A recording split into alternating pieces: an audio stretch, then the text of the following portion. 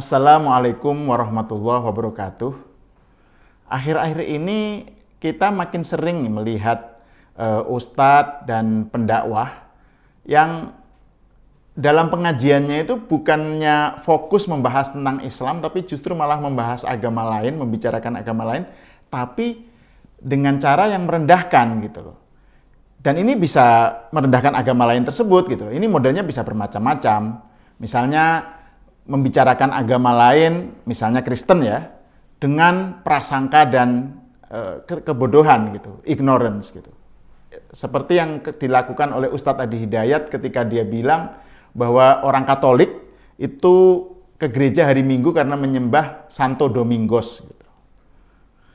Bisa juga dalam bentuk merendahkannya dalam bentuk menghina agama lain tersebut, agama Kristen gitu ya. Ini seperti dilakukan Ustadz Abdus Somad yang bilang bahwa ada di salib itu ada, di balik salib itu ada jin kafir. Atau merendahkan dengan cara menjadikan agama lain sebagai bahan tertawaan, seperti yang dilakukan oleh Rizik Syihab yang bilang bahwa ya Yesus itu siapa bidannya gitu.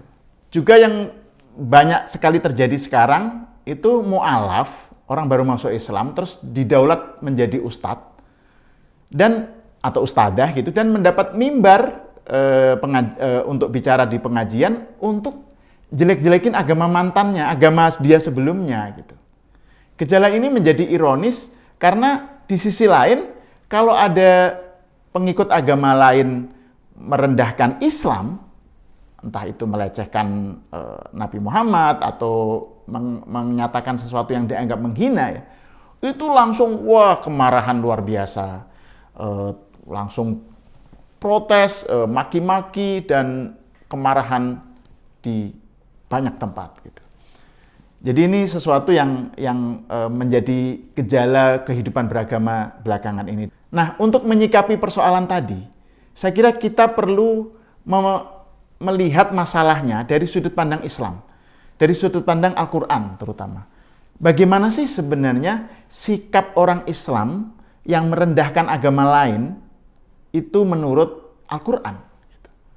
Nah, saya ingin mengutip sebuah ayat yang menurut saya secara eksplisit membahas soal ini, yaitu Al-An'am 108. Dan ayat ini bunyinya adalah sebuah seruan untuk tidak melakukan maki-maki atau merendahkan agama lain, sesembahan agama lain, karena dengan begitu maka itu mendorong pengikut agama lain melakukan hal yang sama, memaki-maki Tuhan Islam gitu, memaki-maki Allah gitu.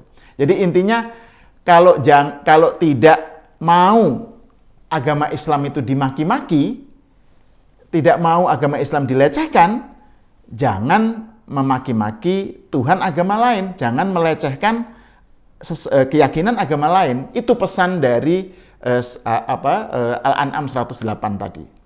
Ayat Al-An'am 108 itu menjadi penting sekali dan perlu kita dalami apa sebenarnya kandungan maknanya. Dan cara terbaiknya adalah dengan melihat penjelasan dalam tafsirnya. Dan saya ingin mengutip sebuah tafsir dari Imam Al-Qurtubi, seorang ulama Andalusia abad 13 ya. Jadi Al-Qurtubi menyatakan begini, pernyataan firman Allah, wala tasubbul ladzina yad'una min dunillah, jangan memaki-maki sesembahan selain Allah, itu adalah sebuah larangan, nahyun.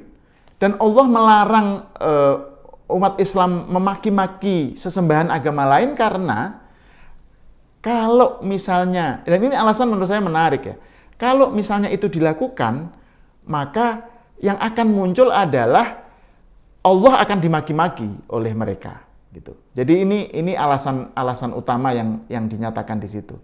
Kemudian penjelasan Qurtubi selanjutnya tentang asbabun nuzul ayat tersebut ya. Jadi ini salah satu versinya adalah jadi kafir Quraisy mengatakan kepada Abi Thalib, pamannya Nabi Muhammad ya.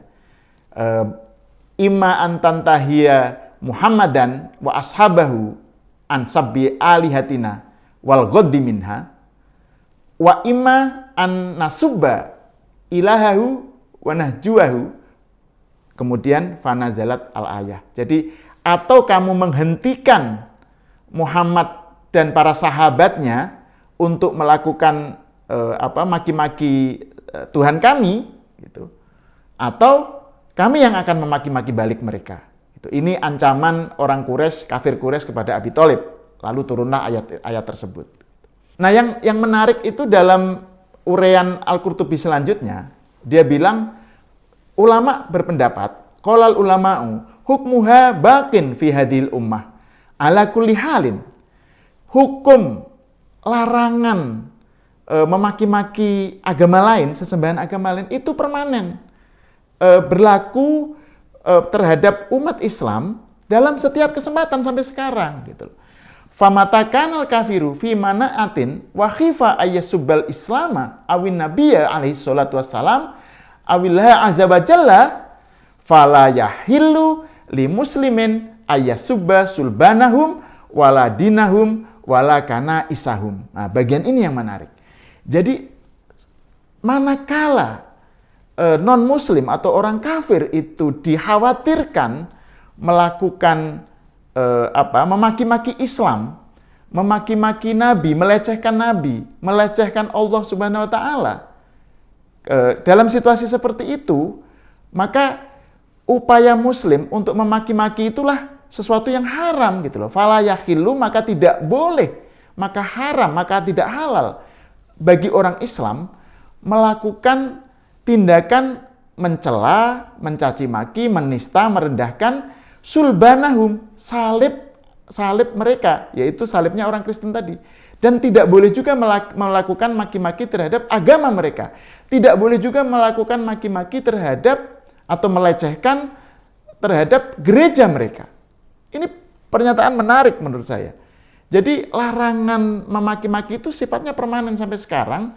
Dan yang dilarang itu bukan hanya memaki-maki Tuhan ya, bukan hanya melecehkan Tuhan, tapi melecehkan salib seperti yang dilakukan oleh Abdus Somad gitu misalnya, kemudian melecehkan agamanya, melecehkan ajaran agama, melecehkan Yesus dan seterusnya, melecehkan gereja dan seterusnya. Ini sesuatu yang haram dilakukan oleh orang Islam gitu. Ini pernyataan Imam Qurtubi ya. Kesimpulan apa yang bisa kita peroleh dari kutipan kitab tafsir Al-Qurtubi ini? Di sini berlaku sebuah prinsip yang menarik ya. Jadi intinya kan tadi sudah saya singgung, kalau umat Islam tidak mau Islam dilecehkan, direndahkan, dimaki-maki, maka ya jangan melakukan hal yang sama, jangan melakukan maki-maki, melecehkan, menistakan agama lain, keyakinan agama lain gitu. Ini yang mungkin bisa kita sebut sebagai prinsip emas atau golden rules dalam Quran terkait hubungan antar agama ya. Jadi intinya jangan melakukan sesuatu yang apabila orang lain melakukannya terhadapmu, kamu nggak suka. Jadi kalau agamamu, kamu nggak suka agamamu dilecehkan, keyakinan imanmu direndahkan, dinista oleh orang lain, ya kamu jangan melakukan penistaan terhadap agama lain gitu. Dan ini prinsip etis golden rule ini, aturan emas ini sebenarnya tidak hanya dalam Islam, di berbagai agama juga ada. Dan misalnya di dalam Kristen juga malah saya kira jelas dinyatakan, misalnya di Matius 7:12 ya. Di situ disebutkan segala sesuatu yang kamu kehendaki supaya orang berbuat kepadamu, perbuatlah demikian juga kepada mereka. Lagi pula kan kita tahu bahwa dakwah itu pada dasarnya kan mengajak, bukan mengejek. Quran sendiri bilang bahwa berdakwahlah dengan hikmah, dengan kebijaksanaan, dan dengan mau'izah hasanah. Ya, ini kalimat yang sering disebut ya, dengan penuturan, pitutur yang baik, bukan ejekan terhadap kelompok lain gitu, terhadap agama lain gitu. Dan kalaupun toh kita terlibat ke dalam perdebatan atau perbincangan dengan pengikut agama lain, lakukanlah dengan cara yang baik gitu loh, dengan cara yang tidak merendahkan agama lain. Dan upaya semacam ini bukan berarti bahwa orang Islam itu lantas mengimani keyakinan agama lain, bukan. Tapi ini menghargai keyakinan agama tersebut, melihat agama lain dari perspektif pemeluknya gitu.